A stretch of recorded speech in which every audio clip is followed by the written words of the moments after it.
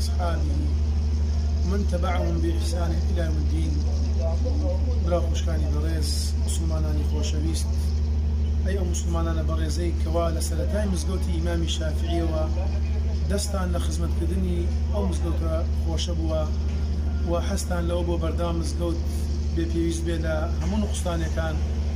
و من لێرەوە دەستی هەموو لایەکان ماسەکەم و دەستخۆشی لە هەموو لایەکانەکەم لەوەی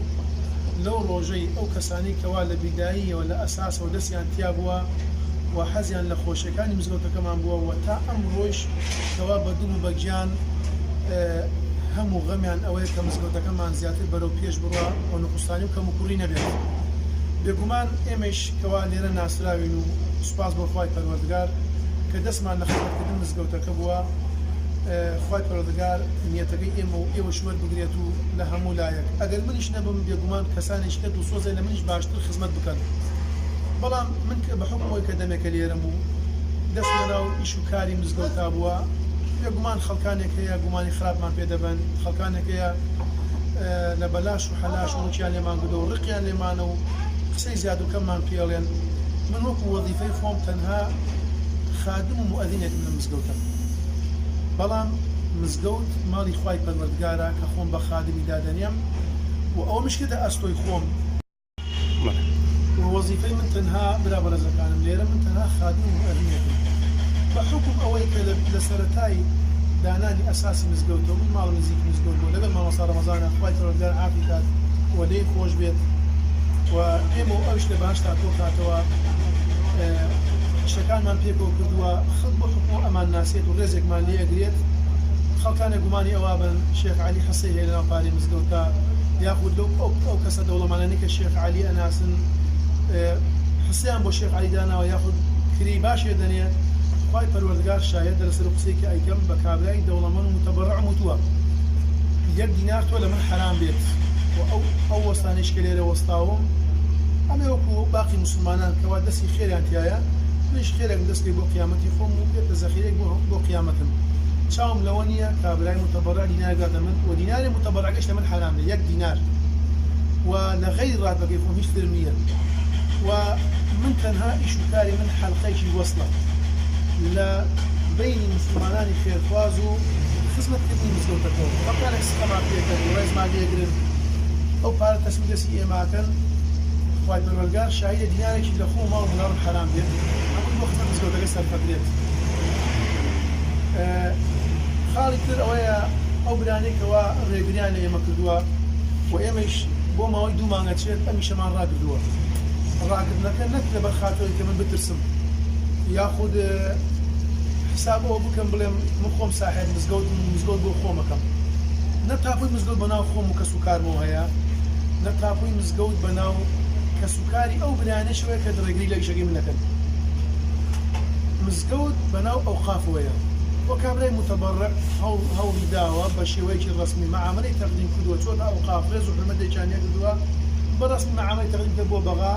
حەساوە بە مزگەوتێکە ئێمەش وەکو برایە پشتیوانی و هاوکاریەکەین و ئیشەکانی بۆ داپڕین و هەموومان مەبەستمان قەستمان ئەوەیە مزگەوتێک لێرە دروست بێت، نە مەبەستمان ژیاتیکردنی خەڵکە نە سوکاتیکردن بە خەڵک. شکاتیان لە من کردا جنێی پیسان بە عەرز و ناموسم داوە و بوختانیان بۆ کردووە، گوێنیان بە ماڵ و منداڵ و خێزانم داوە گەردنی گشتی ئازادێت. من نەجمیانی لەگەڵ کەسا هەیە و نەبێ ڕێزیشم بەرامبەر کەس کردووە، بەڵام ئەو کەسانێکەوە هەنگاوی خراپیان ناوە تادی سیلاحی لێمان ڕاکێشاوە بۆ کوشتنمان هاتەتە سەرمان لە ناو مزگەوت دوای نوێژ بەیانی بە سیلاحەوە قسەکی لێم ڕاکێشاوە، گوێنی بە عەرز و ناموسم دا و هەڕەشەی کوشتنیشی لێم داوە و شایەتمانی زۆرە و شوڕتەکانیش کەوا لێرە ڕاگیرا بوون تەنها بۆ ئەوەی بشێنی دروست نەبێت بۆ سەلامەتی و ئارایی مەنتیقەکەەوە ئەوان ڕێگری لە ئێماکەن وتمان با بەخۆشی و برایەتی بێت. جەنابتان لێرە بۆستن بۆ ئەوەی ئیشەکەمان بکەین لەبەرەوەی تامی نەما بۆ ماوەی 2 مانگە ئیشمان ڕاگردووە لەبەر خاتر ڕەزابوونی ئەوانیش بەبێ هیچ حجە و بەڵگەیەک و بورهانێک ڕێگری ئیشەکان ئێماکەن. مهندسمان هاودا لەسەر مزگەوتەکەمان ئەڵێ مزگەوتەکەتان کەڵکی ئەوەی نییە کەوا نوێژی تیا بکرێت. دوای بە چاوی خۆتان ئەو تەسویانی کە کردومانە کە حەفارەکە لێدا لای مزگەوتێ دەخوارەوە، شۆفەرە چێرێکێدا لایشکە تێ دەخوارەوە،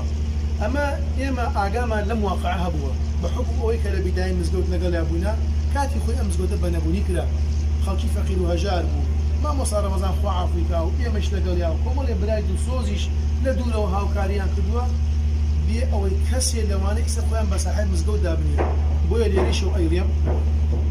نە من دوای تەواوبوونی مزگەوت بە پشتیوانی خوا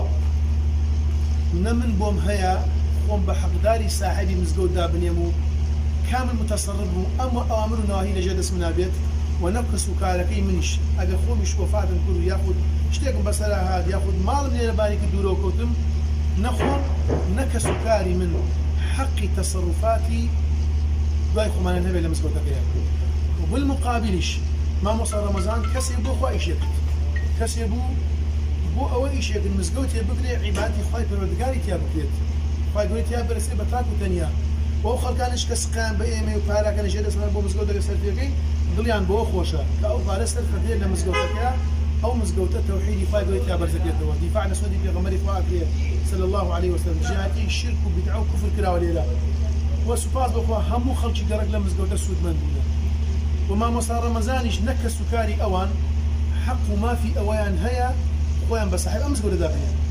و ڕێگریەکەی منیش تەنها بۆ ئەوە بووە ئەم مزگەوتە ماڵی خوای پەروەردگارە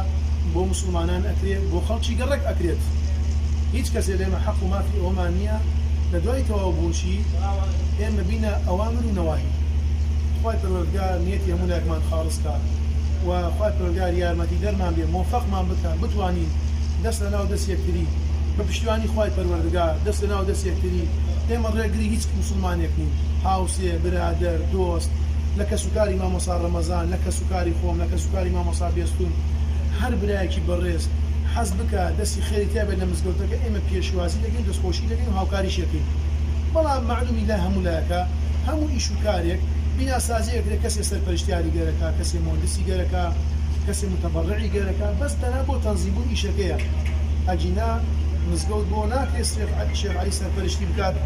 خۆی بکاتە ساحێبی بکاتە بنە ماڵی خۆی حاشا وەلیلا وصلی اللهم علی